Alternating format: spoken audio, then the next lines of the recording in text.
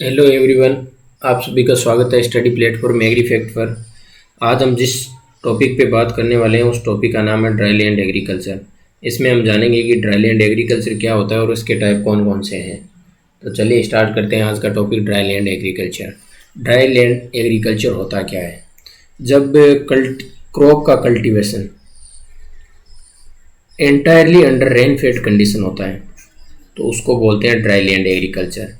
इसका मतलब क्या है? इसमें इरिगेशन सप्लाई, जो वाटर की डिमांड है क्रॉप की, जो इरिगेशन सप्लाई वो कंप्लीटली किससे होती है? रेन के द्वारा होती है। उसे एक्स्ट्रा इरिगेशन नहीं दिया जाता जैसे ट्यूबवेल के द्वारा, स्प्रिंकलर या फर्रो। वो इरिगेशन, एक्स्ट्रा इरिगेशन जो अपन देते हैं वो इसमें नहीं दिया जाता है ड्राई लैंड एग्रीकल्चर में।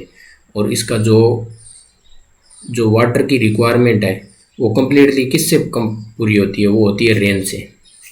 इंडिया के अंदर जितना भी कल्टीवेशन हो रहा है क्रॉप का, उसका 68% एरिया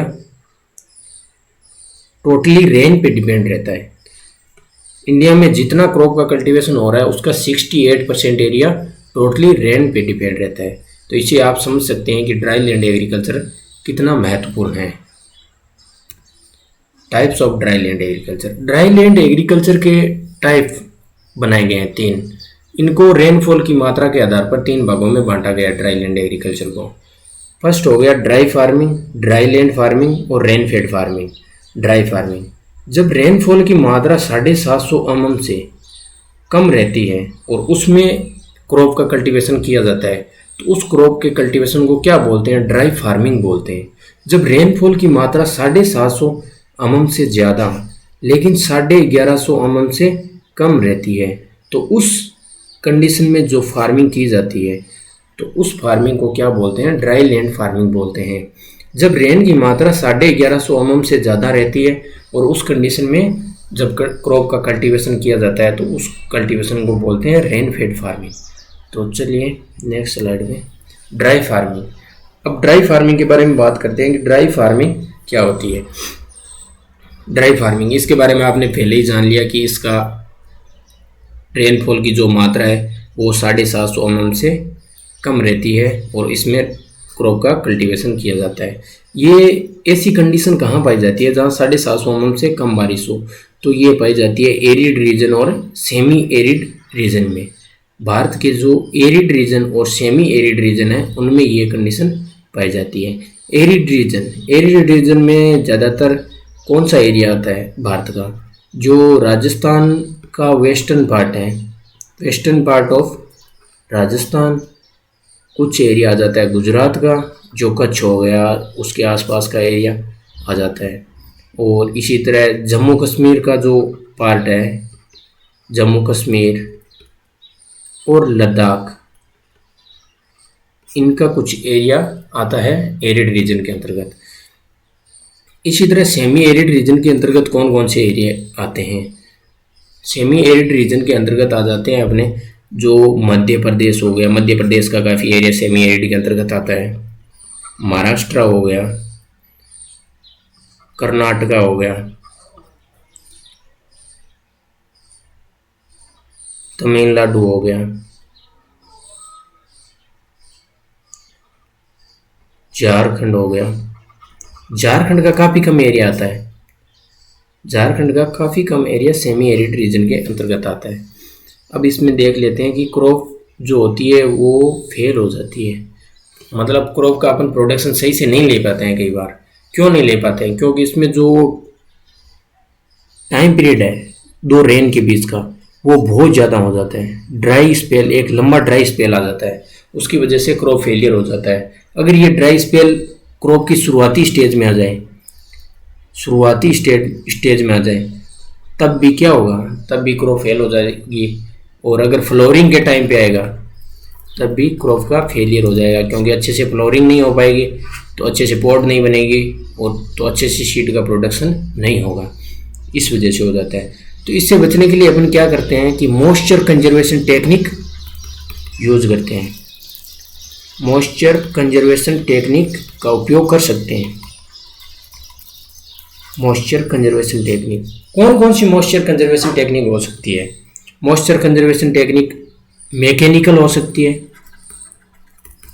जिसमें अपन टिलेज ऑपरेशन के द्वारा मॉइस्चर का कंजर्वेशन करते हैं। शुरुआती जो टिलेज ऑपरेशन किए जाते हैं, उन ऑपरेशन के द्वारा भी अपन मॉइस्चर का कंजर्वेशन कर सकते हैं। इसके अलावा क्या हो गया, मल्चिंग हो गया, मल्चिंग से कर सकते हैं, कवर क्रॉप से कर सकते हैं, और भी बहुत सारी चीज़ें हो सकती है। और इसमें अगर ऑर्गेनिक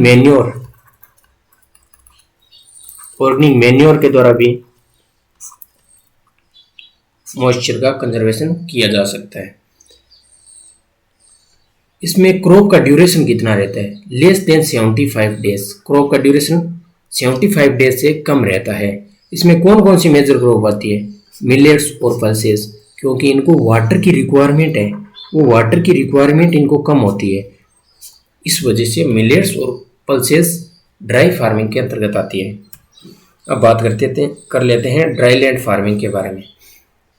जब एनुअल रेनफॉल 750 mm से 1150 mm के बीच रहता है और वहाँ पर क्रॉप का कल्टीवेशन टोटली रेन पे डिपेंड हो, तो उस कल्टीवेशन को क्या बोलते हैं? ड्राई लैंड फार्मिंग बोलते हैं। इसमें कौन कौन से एरिया आ जाता है? जो वेट सेमी एरिड जोन है वो आता है ड्राई लैंड फार्मिंग के अंतर्गत। इसमें क्रॉप का ड्यूरेशन रहता है 75 से 120 डेज का रहता है। इसमें ड्रेनेज, जो ब्लैक सोइल है उसके लिए चाहिए ड्रेनेज फैसिलिटी, क्योंकि जो ब्लैक सोइल है इसमें कले का जो कंटेंट है, कले का कंटेंट होता है हाई। इस वजह से वाटर क्या होता है, वाटर का जमाव हो जाता है, यहाँ पे स्टेगनेशन हो जाता है, वाटर का जमाव हो जाता है। इस वजह से अपने को जो ब्लैक सोइल है उसके लिए चाहिए होती है ड्रेनेज फैसिलिटी। अब ब्लैक सोइल की ड्रेनेज अपन कैसे बढ़ा सकते हैं? ब्लैक सोइल का ड्रेनेज बढ़ाने के लिए इसमें आप फार्म यार्ड मैन्योर डाल दीजिए, ऑर्गेनिक मैन्योर डाल दीजिए, ग्रीन मैन्योर डाल दीजिए, और इसके अलावा मैकेनिकल तरीके से भी अपन इसका क्या कर सकते हैं, ड्रेनेज बढ़ा सकते हैं टिलेज ऑपरेशन के द्वारा। अब ये जो farm yard manure, organic manure और ग्रीन मैन्योर है, इनसे कैसे इसकी जो ड्रेनेज कैपेसिटी है वो बढ़ेगी? क्योंकि जो ब्लैक सोइल है उसमें होता है हाई क्ले कंटेंट होने के कारण इसके जो पोर होते हैं वो काफ़ी छोटे होते हैं। तो जब ऑर्गेनिक मैन्योर मिला देते हैं तो ऑर्गेनिक मैन्योर मिलाने के कारण उनका जो पोर का साइज़ है वो बढ़ जाता है, पोर का साइज़ बढ़ जाता है। पोर का साइज़ बढ़ने से क्या होगा, ड्रेनेज बढ़ेगा। अब बात करते हैं रेन फेड फार्मिंग के बारे में। ये जो रेन फेड फार्मिंग है, ये जब बरसात 1150 mm से अधिक होती है तो उन एरिया में जो फार्मिंग की जाती है रेन पे डिपेंडेंट, उस रेन डिपेंडेंट फार्मिंग को क्या बोलते हैं, रेन फेड फार्मिंग बोलते हैं। ये ज़्यादातर कौन से एरिया में होती है, ह्यूमिड रीजन्स में होती है। यहाँ पे क्रॉप फेलियर के जो चांसेस हैं, क्रॉप फेलियर चांसेस बहुत कम होते हैं, लेस होते हैं। क्रॉप फेलियर के चांसेस रेन फेड फार्मिंग में सबसे कम होते हैं, क्योंकि यहाँ पे जो वाटर का सप्लाई है वो प्रॉपर है, क्यों बारिश की मात्रा 1150 mm से अधिक होती है। यहाँ पे क्रॉप ड्यूरेशन कितना होता है, 120 डेज से अधिक होता है। और यहाँ पे कौन सी क्रॉप लगाई जाती है ज़्यादातर, राइस हो गया, जूट हो गया। जो ज़्यादा, जिन क्रॉप्स को क्या चाहिए, ज़्यादा पानी चाहिए होता है, उन क्रॉप्स को इन एरिया में लगाया जाता है। और उस जगह जो फार्मिंग होती है उस फार्मिंग को बोलते हैं रेन फेड फार्मिंग। ये इंडिया का मैप है, इसमें अलग अलग रीजन दिखा रखे हैं। जैसे एरिड रीजन हो गया, एरिड रीजन में कौन कौन सा आ गया, ये राजस्थान का वेस्टर्न पार्ट हो गया, और राजस्थान का ईस्टर्न पार्ट किस में आ गया, सेमी एरिड जोन में आ गया।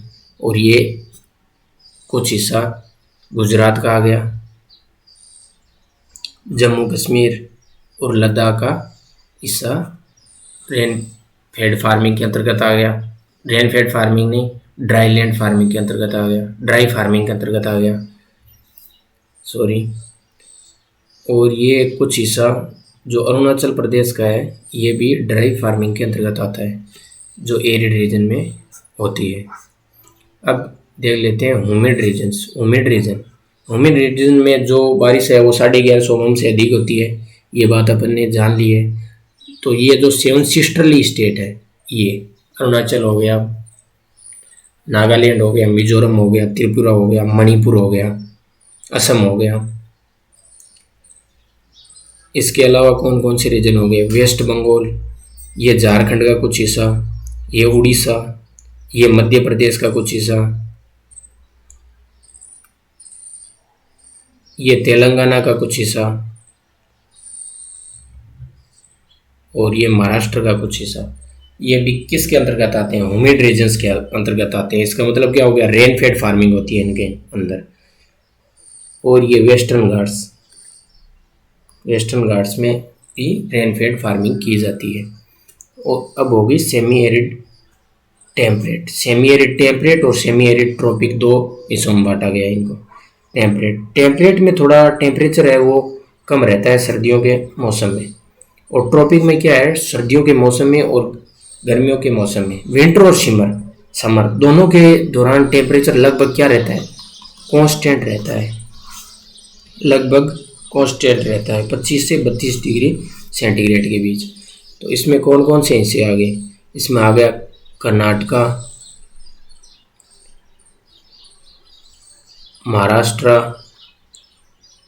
मध्य प्रदेश, गुजरात, ये राजस्थान का कुछ हिस्सा, ये सब आ गए किसके अंतर्गत,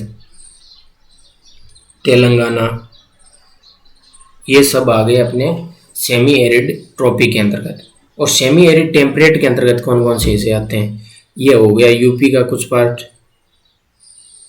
यूपी हो गया, यूपी लगभग हो गया, और राजस्थान का कुछ हिस्सा भी सेमी एरिड टेम्परेट के अंतर्गत आता है। इसमें फार्मिंग कौन सी की जाएगी, इसमें फार्मिंग होगी ड्राई लैंड फार्मिंग, जो कि 750 mm से 1150 mm की बारिश के बीच की जाती है। हरियाणा हो गया, और ये दिल्ली का कुछ हिस्सा। इनमें कौन सी फार्मिंग होती है, इनमें फार्मिंग होती है dry land farming. Thanks for watching. अंत तक जुड़े रहने के लिए आप सभी का धन्यवाद। अगर आपको ये जानकारी अच्छी लगी तो आप अपने दोस्तों के साथ शेयर कीजिए, और हमारे यूट्यूब प्लेटफॉर्म एग्री फैक्ट को सब्सक्राइब कीजिए, ताकि इस तरह की जानकारी आपको आगे भी हम प्रोवाइड कर पाए। धन्यवाद।